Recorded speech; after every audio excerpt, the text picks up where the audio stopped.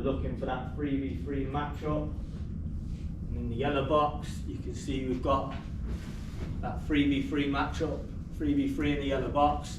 We're looking for that delivery, we're looking for that flick on to get into the white box. This is about 20 minutes into the first half. And our right centre back delivers that ball on. The flick goes in behind. We don't quite win it cleanly how we wanted it to here. Didn't quite get in behind, but the principle was there. And we got the first goal from I'd say from the training ground to getting in there. Again, this was then later on into the second half. It's still 1-0 at this point. We're again looking for that matchup of 3v3 in this area. Can we get into this space in behind?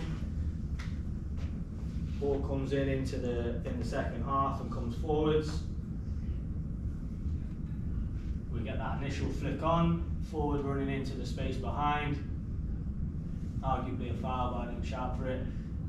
And then she tucks the ball away and makes it 2-0. So for me, that was like a huge piece of like, the girls have took what we were looking at in the game day scout, they've took what we were working on in the training ground, and then they've took it to the game and then been able to implement it, and then we ended up winning the game 2-0. So that was a really big piece for us as the coaching staff to be able to go through and see that. All right. And then obviously, as I said, we then finish off the game review, and then it's pretty much moving then onto the next game and onto the next scout and onto the next video as we go through there. I mean, cut short quite a fair way, but yeah, that's pretty much a full rotation of a game that you'll see from us. Obviously, I'm open to any questions, anything that you kind of want to ask in there. Yeah. Can you go over the timeline, like from your game days on Thursday? And yeah. When do you start? Like, when do you start? Can you go over that again? Like, yeah. When you start the initial? So I'll do this week because it's fresh in my head. So we played Thursday. So today we did the initial attacking style of play and defending style of play. That's the first time you addressed this game? Yeah. That's first one's two days before the game. So and it'll be because we've just played Sunday. So everything up to Sunday has been the previous game. They then get Monday off to rest and recuperate, and now Tuesday we're straight back into preparing for Thursday. So Thursday will be attacking and defending style of play before we go train. Then we go straight out from there onto the field to train what we just had a look at. And then tomorrow morning, before we get on the bus to go to the airport, we will have a scout that's more attacking and defending style of play again, but the training from today added in to see how we did on that. And then we'll fly off to USF. And then tomorrow, on Thursday morning, game day morning, we will have where we add in the free kicks, corners, set pieces, all of that stuff, starting lineup and all of those bits. So Tuesday you go over like the initial scout, and then you go put it into play, practice, yeah. And then you come back on Wednesday. Yeah. So game day -1 is always the revisit of training and a bit more in depth attacking style of play and defensive style of play. So we'll use the video that you saw earlier, but rather than me cutting it halfway, there'll be like another half of it of kind of reiterating some patterns and stuff like that. So it just goes a bit more in depth then on the second day. Those goals. But when it comes to scouting another team, how far in depth do you guys go? Do y'all go back into like injuries, previous injuries, anything like that? It's a really good question, and honestly, like it really depends on how much information they're able to intake. What we're very conscious of is we don't want to completely overblow their minds with everything that's going on. The players are only capable of intaking so much. They're not doing this as a full-time profession. They've still got to do school on the side of it as well. So in an environment back home when I was in England, yeah, we would go into depth of what footed each player is, if they've been injured, if they've got a knee injury, it would go very much in depth. But these are players that their only job at the moment is just soccer. So we've got to be a bit mindful that they're still mentally fatigued. Maybe they've had like a lot of exams and stuff going on. So we've got to be very particular with what information we choose to put in it. So we'll normally just look at key players. We will mention players if they're suspended or injured, but we'll basically go into just that. What I will tend to do a lot is if you're in a safe position, I'll pull you individually aside and say, hey, you're probably going to be up against number 17. She has a tendency to cut in onto her right foot a lot of the time. She likes to cut in and get shots off that way. So I'll probably spend 5 or 10 minutes with you individually rather than letting the whole room address and get those information. So we'll probably break it down a bit more on that side. But yeah, we have to be very conscious of how much information they can intake in the short period of time that we have to deliver it. Yeah. So you'll know as like a coaching staff everything, but you'll choose and select what you want. For the most part, like for example, like for that ECU game, I watched 6 full games of who they've played, and out of those 6 games, I watched 3 of them probably 2 or 3 times. So the film work that I'm watching will pick up a ton. They don't have the luxury of being able to do that, the players, because they just don't have that time. So yeah, between the coaching staff, we'll pretty much know everything, but what we deliver is limited to what they can take. For the 2.5 hours today and the hour and a half tomorrow, how much time did that take? So for me to make for that? 4 hours worth of time on the field, plus game, let's call it 4 hours, 5.5 hours time playing and game. How much time did you invest, do you think, completely in that for 5.5 hours worth of output? Probably 12, 15 hours, somewhere around there. I'd say probably maybe more. I mean, just the video and the annotations and drawing it all on takes a pretty decent amount of time. Obviously, watching a game, I can speed it up a little bit to like 1.5 or 2 speed, but it's still a very significant amount of time. That, I mean, it's not just showing up and putting a training session on. It's all got to be very purposeful in what we do. Like, and again, we're trying to get a team from where they are and continue to improve every week and continue to keep growing on what we've got. So like we've just beat Temple 3-0. We're looking to take the good bits out of there, what we've worked on, to continue to grow as we move into playing USF on Thursday. So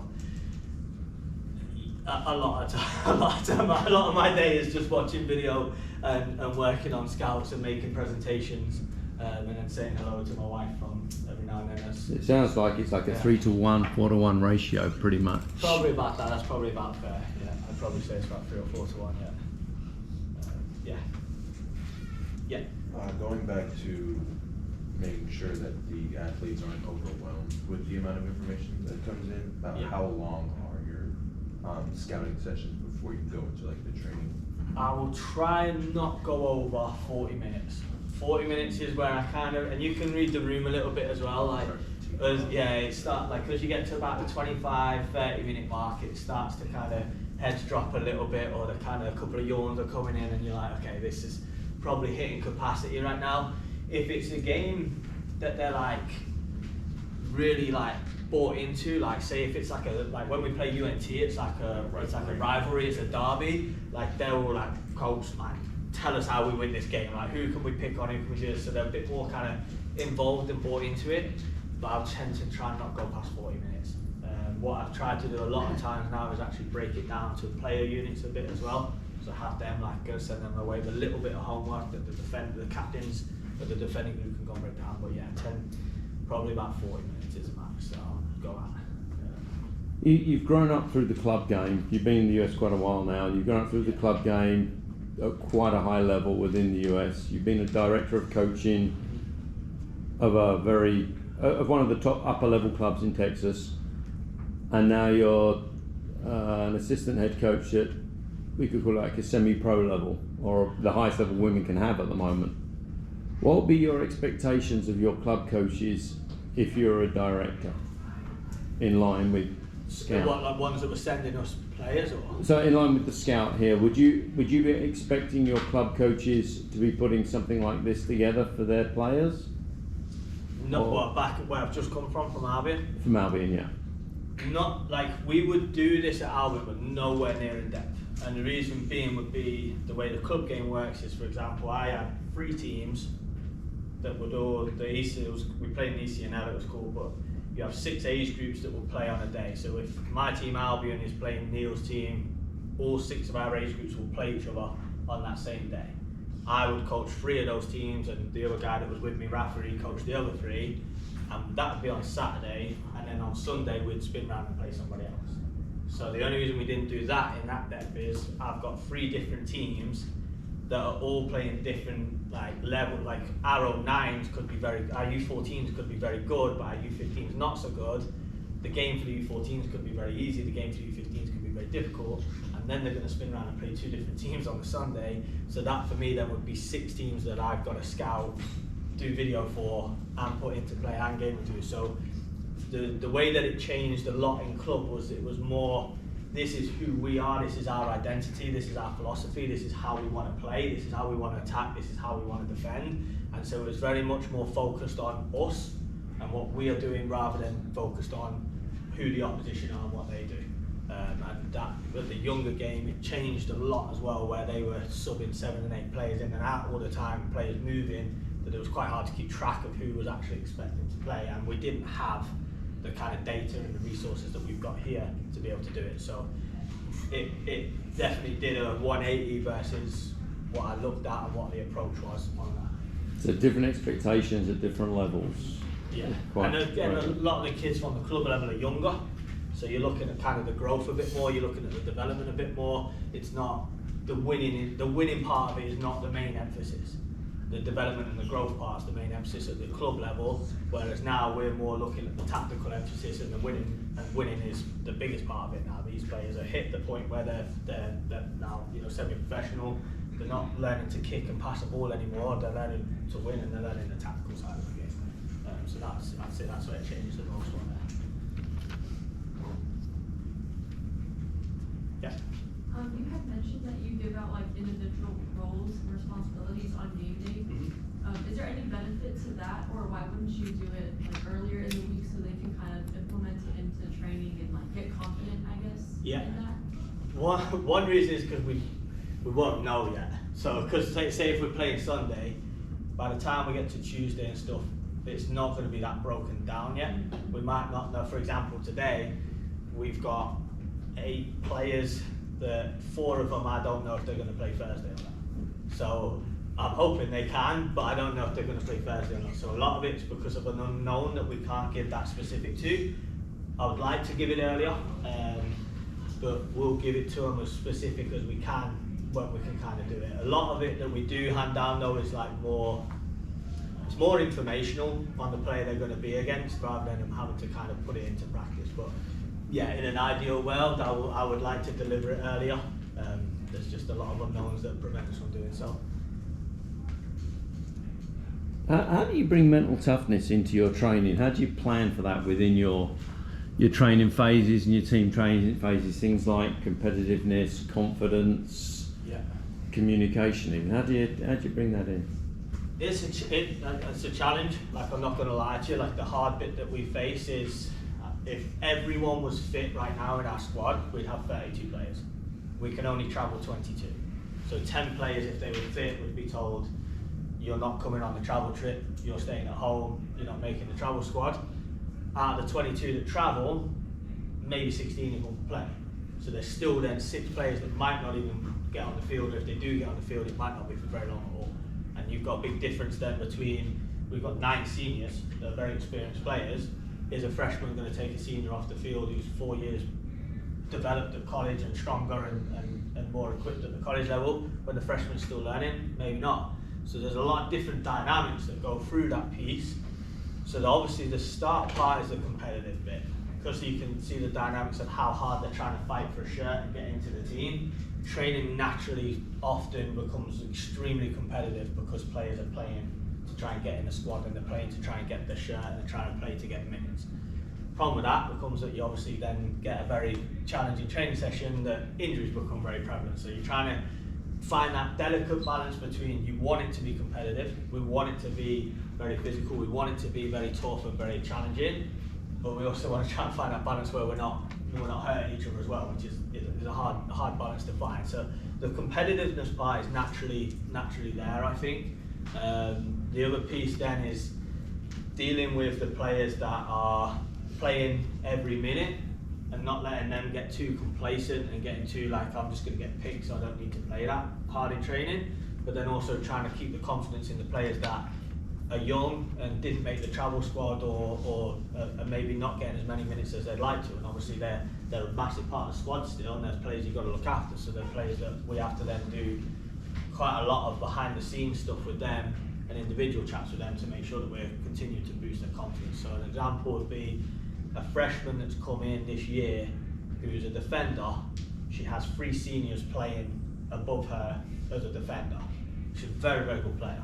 And so she was starting to get a little bit like, you know, what's my place here? Why am I here? What's going on? So the conversation with her was very much like, look, you're here this year to kind of learn off the seniors, and they're going to teach you, they're going to take you under their wing, you're going to learn.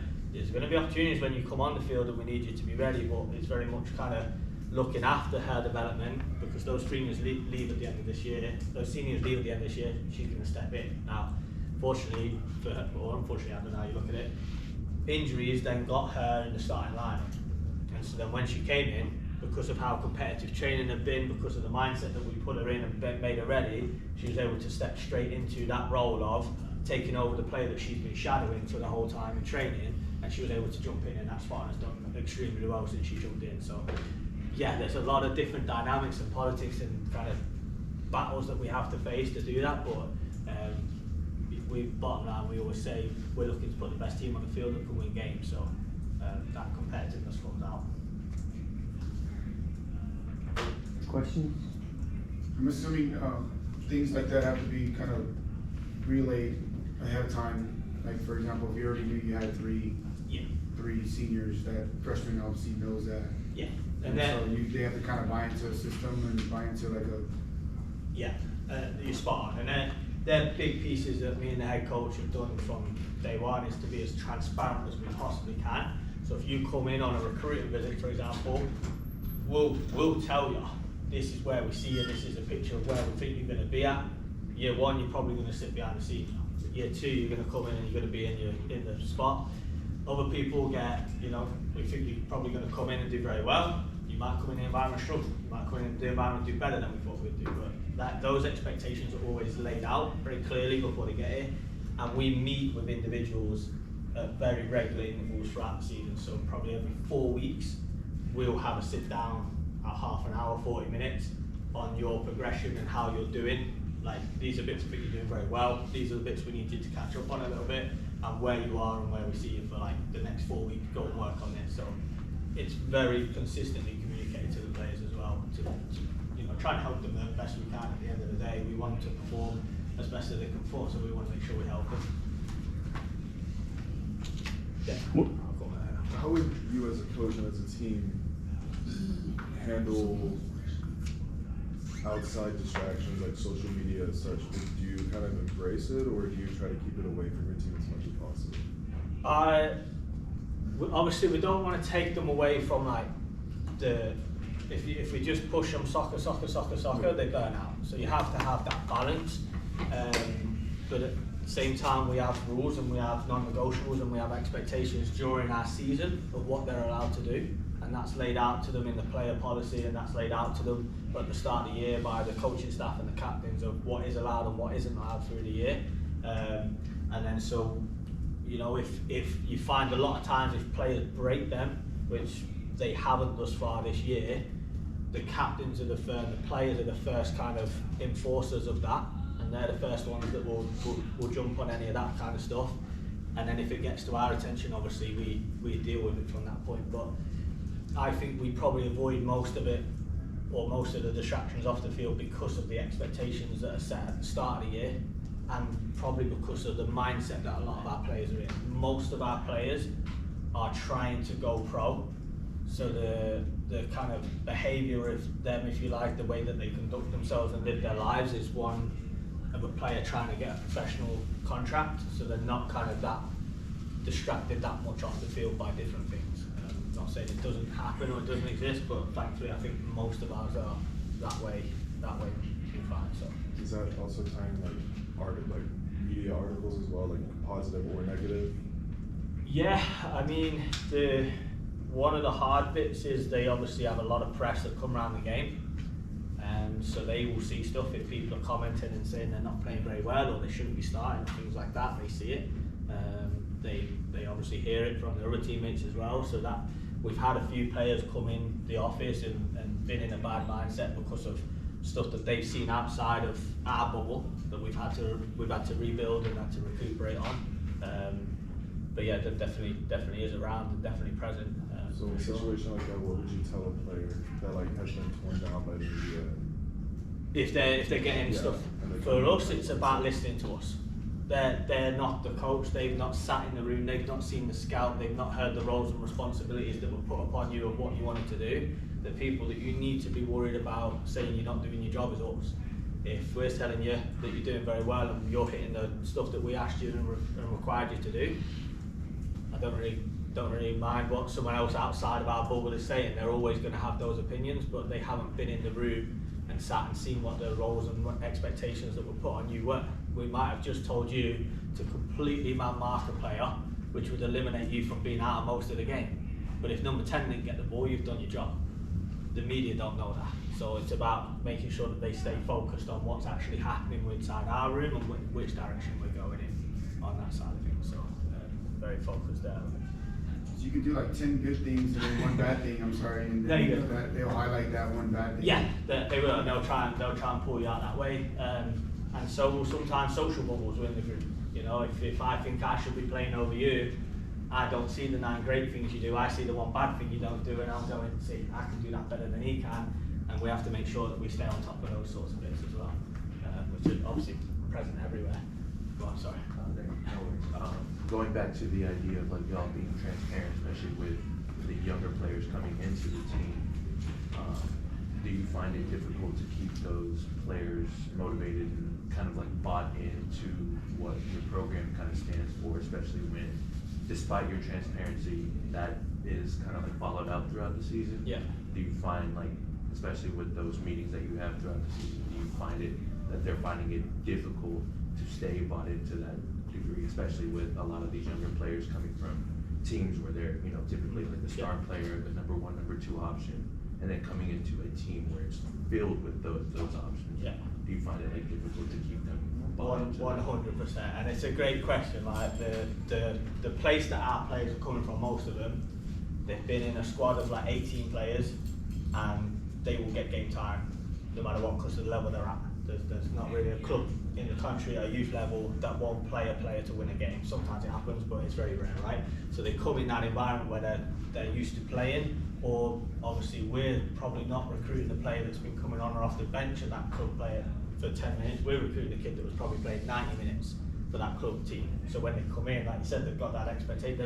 They're not used to not playing. They're not used to being on the bench. They're not used to having that, but they're also not used to having to fight that battle themselves, because normally 9 times out of 10, mum or dad pick up the phone to the coach and fight the battle for them. Now they're in this environment, they've got to do it themselves. So yeah, it's 100% a massive challenge. The bit that I find is the easiest part is being able to actually hold them accountable to what their job description is with their roles and responsibilities. So if you're a centre back, what are the main things that we want from you as a centre back? And that's given to them at the start of every year, and it's used as their like kind of the player development sort of like models that we have, is they know what their job description is.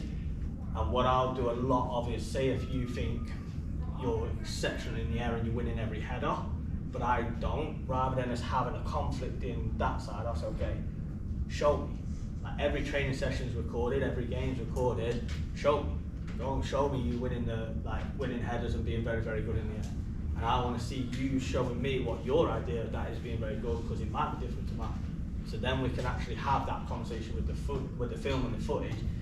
And it doesn't solve every problem, but what it does is kind of give you more of a clear visualization, a picture of, okay, actually, now I see what I am doing or what I'm not doing, and what I've got to go and do to get in the squad. But you know, it is 100% a challenge. Trying to keep a player happy that's not playing is hard. Like trying to keep a player happy and involved in the squad that is just tore ACL and she's going to be out for 10 months. It's hard. It's challenging. So we have to find ways, and this is where I think our values and standards, like the team grit and integrity part of it, and our culture of what we do, I think that really goes the players into wanting to be. They want UTSA to be successful, but over themselves wanting to be successful, which I think helps keep them as engaged as they can. But if you find the answer for that, let me know, because it's definitely one of the biggest challenges that we face, for sure. Yeah. Say like, you know how things come up in life, or you know, situations or mental problems or like injuries, like people go through stuff. How do y'all help the players, or like what do y'all tell them to like kind of like areas they're going Yeah, I think the fit, like, my journey was that I was unfortunately one of them players. I was playing at a very, very high level. I tore my ACL, and the English healthcare system never repaired my knee. Neil will know about that. But so I was never able to get back to the level that I played at. But I spent 9 months on the sideline, not being able to be involved. So the first part is that I can relate to them, which helps straight away. I don't tell them that I never go back on the field, that part, and I make sure they see like the light, but I can relate to them, so I'm able to help them from that side point. But then we have an amazing support staff, and so we've got a really good strength and conditioning coach, we've got a really good athletic trainer, we've got really good other people that come around and support them, and have been in those positions that I think are the biggest key to helping them stay in a healthy mindset and stay in a healthy place where they can kind of see that light at the end of the tunnel. We still involve them in everything, so like for example players that are coming back from injury and are on a cycle bike, we carry the cycle bike out and we put it by the side of the field, so they're not cycling in a room somewhere on their own, they're cycling and they're right next to training and they're watching us train, they're involved in the huddle still, they're involved in the scouts, all of those pieces that keep them as ingrained and as engulfed in the culture as we possibly can. So that keeps them very like-minded. And then we go out of our way as a staff and as personnel to check them with them very regularly. Like there's a few players out right now that I'll text very regularly, or I'll go out my way after training just to put my arm around and say, how's things going, is everything okay, and just a constant kind of check-ins to make sure they don't feel forgotten about. I think help a lot, but I think it's that is certainly a big collective effort from staff and the team culture that certainly helps them not just fall to the sideline and then be pushed aside, because it's a tough place to be. Like it's a hard place to be when you're on the sideline and playing. So we make sure we try and do that. To value your time, Rob. I'd like to finish off with one question that I finish off all the presentations with, if I can. As a coach, what has been your biggest mistake that's led to your greatest success? Speaking of time, I think that's right. Biggest mistake that led to success. That's the question. Yeah, your biggest mistake or a place you failed that has led to your greatest success.